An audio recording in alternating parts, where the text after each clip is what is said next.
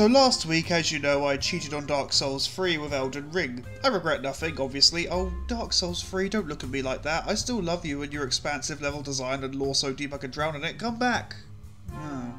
Anyway, I hit a point playing Elden Ring where I really don't know what to do next or where to go next, and that's sort of broken the spell it had on me just a little bit. I give myself a week before I give in and look for a walkthrough. I'm sure there's one out there by now. So for the time being, let's talk about Kona. What is Kona? Well, it's a video game about a detective named Carl who has come to a village in the Canadian wilderness. He's meeting with a man named Hamilton, not to be confused with the musical by Lin-Manuel Miranda, thanks Google, I knew I heard it somewhere, who has hired him to look into a vandalism case. We drive up to see him, but then disaster. We nearly total our truck in a wreck, and we wake up hours later in a blizzard and bleeding out. We have to hurry to a nearby cabin to quickly find medical supplies, painkillers and warmth, and this leads us into the game's survival mechanics. Oh, fuck me. Don't tell me this is another one of those games where you have to babysit a protagonist so they don't starve to death after 30 seconds. Oh no, not quite that bad. It's not a Ronica simulator. Christ, I ate dinner 20 minutes ago at time of typing this and I'm currently gorging on biscuits. No, Carl only has 2 survival meters and neither of them are hunger or thirst. 1 meter is his warmth, in which if he stays outside too long in the cold, he gets cold. I mean, I know that sounds really complex, but stay with me here, people. And the second is his physical health, and that's just regarding damage he takes. They're not too intrusive as mechanics go, and I find the warmth one was A, not that aggressive, and B, it added to the immersion a bit, I'll be honest. Well, you see, I kind of buy that walking through the snow might freeze your balls off, to use the medical term, and might make you aim like a stormtrooper with terminal wanker's cramp. Yes, you heard me right, I said aim, and when I say aim, I mean shoot, because there are guns in this game. So you might think that the game looks like a run-of-the-mill walking simulator with basic puzzle elements, and it mostly is. But every once in a while, you'll end up face-to-face with a wolf that wants to bite your twat off, so you'll need to pull out a gun. I mean, you can throw meat to distract the doggo, but unlike in real life, I'm happy to put a few bullets into their furry tum-tums. Call me a monster if you will, I'll take the easy route when it's offered. In a game, anyway. In real life, I probably get eaten by the wolf. So we got some shooting, some survival, a bunch of puzzles, and some walking around, that's very important. But what is the game? What is it? What is it about? As I said, it begins with a vandalism case. We head up to see Mr. Hamilton to discuss it further. And here I'll throw up a spoiler warning in case you want to play the game for yourself. No spoilies! No spoilies! But when we arrive at the general store where we're supposed to meet the dude, he's dead. He's been shot by someone, and it's left to us to figure out who done it, governor. This is where the game world opens up quite a bit. We're given mostly free reign over the area, with a few bits of it that we need special tools to access, like we can't go too far north without a snowmobile, but for the most part we're free to just go where we please. We travel from house to house, campsite to campsite, looking for clues, and discover something rather odd.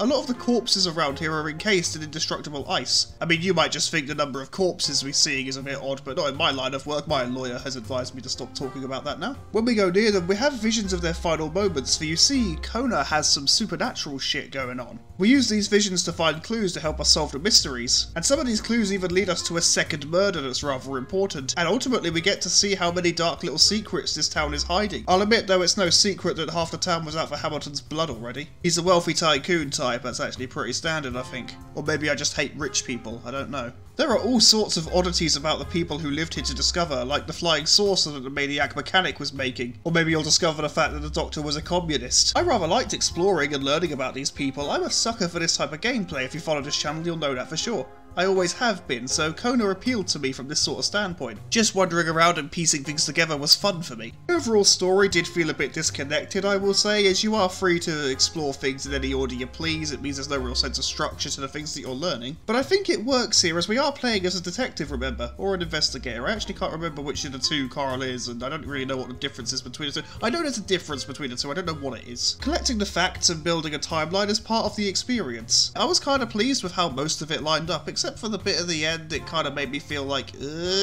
Remember folks, spoiler warning is still in effect. No spoilies!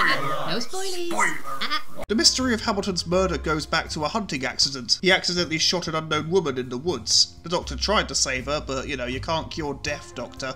The entire town tries to cover it up, but obviously those who already hated Hamilton had new ammunition to use against him now. And because of the unjust killing, it seems that a Wendigo has been brought into existence, and I don't think that's how Wendigos work. I don't know folklore. But anyway, it's basically here to punish the people responsible for the woman's death.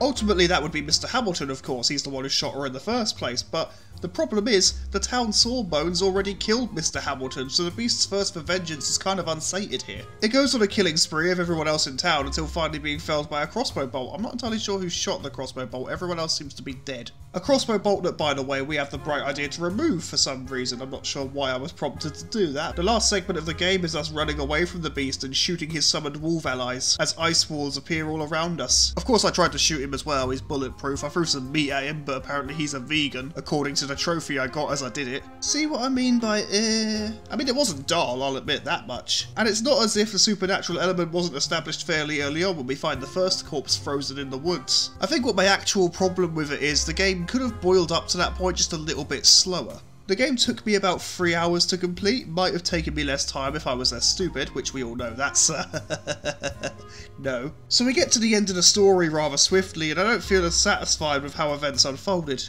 Again, I have to stress, the story isn't necessarily bad, I just don't think it was paced well enough. In fact, saying that, the game wasn't bad, not at all. I like it even, it's a neat little Kickstarter venture and managed to surprise me a bit. I want to be honest with you, I actually bought this game back in January. It was supposed to be a filler review, and that's basically what it is this week. But then I forgot it existed and then just sort of went to play other things. Eventually, as I was going through my collection, I saw it, I was like, oh fuck, yeah, I meant to play that. But anyway, I ended up going in what was essentially blind, and I've got to be honest, I ended up rather enjoying the time I spent with the game.